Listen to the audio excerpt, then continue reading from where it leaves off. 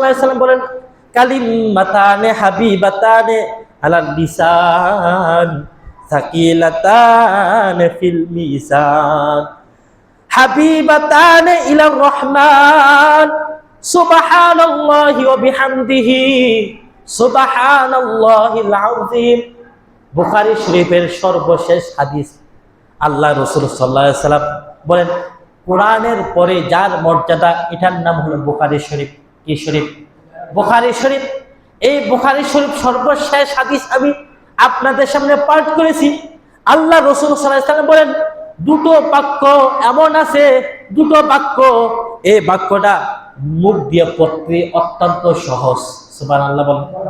মুখ দিয়ে পড়তে কি একবারে সহজ, অধিক সহজ, খুব সহজ। সাকিলাতানে ফিল মিজান সাকিলাতানে ফিল মিজান, কিন্তু মুখ দিয়ে পড়তে সহজ আর এটা মিজানের পাল্লা অনেক ভারী।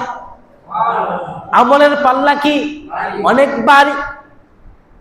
হাবিবাতানে ইলা রহমান, যেটা রহমান দয়াময় আল্লাহ তাআলার কাছে অত্যন্ত প্রিয়। সুবহানাল্লাহ বলি।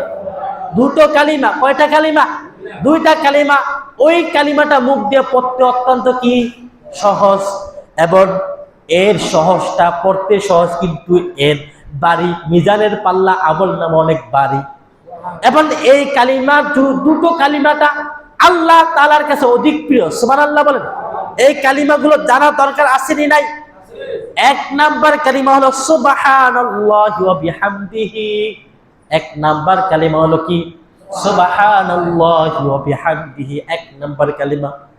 এরপর সুবহানাল্লাহিল আযীম। এই দুটো কালিমা। এক নাম্বার কালিমা হলো সুবহানাল্লাহি ওয়া বিহামদিহি।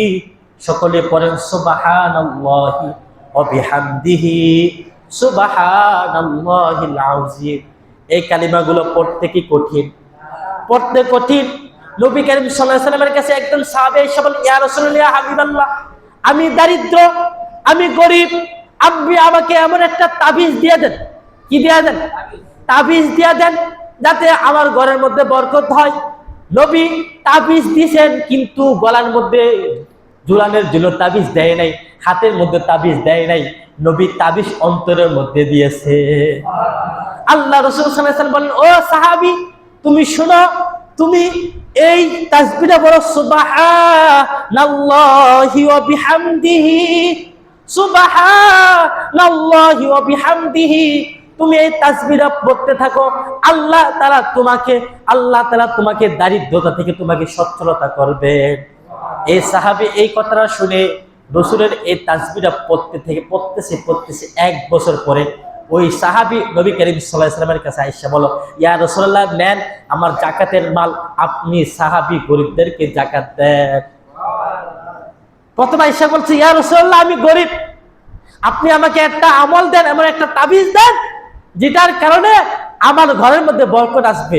নবী গলার মধ্যে তাবিজ ঝুলাই দেয় নাই, নবী হাতের মধ্যে কি দেয় নাই? তাবিজ দেয় নাই। নবী অন্তরের মধ্যে তাবিজ দিয়েছে, এই যাও, সুবহানাল্লাহি ওয়া বিহামদিহি, তুমি এটা পড়তে থাকো, আল্লাহ তাআলা তোমার ঘরের মধ্যে বরকত দিবে। সুবহানাল্লাহ। কি দিবে? বরকত দিবে।